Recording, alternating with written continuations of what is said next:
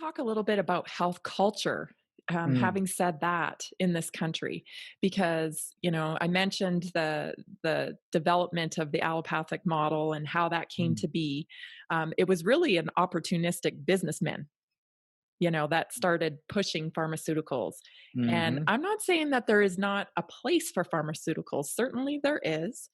But what I am saying is, why have we thrown out all this thousands of years of information out? We can't use that anymore, and solely focused on allopathic medicine in this country. Why Mm. have we done that? All these old wives' tales that, they kind of, even that, I mean, even that saying old wives' tales discredits the information. But things that my mother in law, used on her kids, that came from Mexican culture, all that stuff has been belittled and thrown out. When in fact, it served a purpose and it was very valid.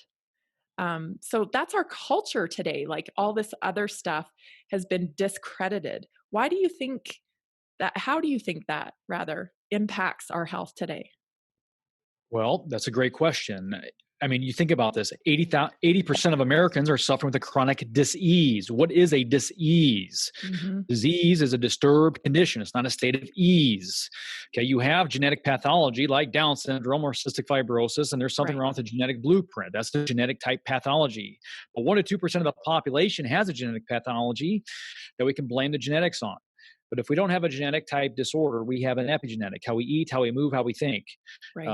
In other words, our health is dependent upon the choices that we make, or the genetic expression, rather, of our lifestyle choices. And so Hmm. we're taught that when you have a dis-ease, we're the big pharma is convincing these people.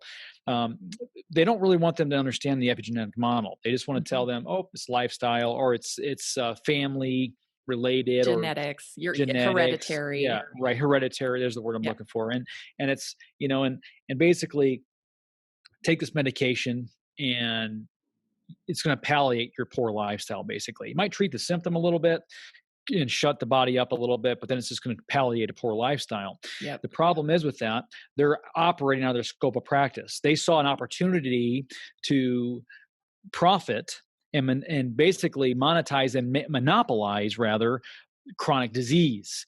And they're just shutting down the natural pathic world, the wellness world, and they're trying to kick us off all social platforms and shut our mouths up Yeah. because we are the doctors of wellness and prevention. We understand wellness and health better Right. than they do. They're the masters of sickness and disease care, and we Right. are. I shouldn't say disease.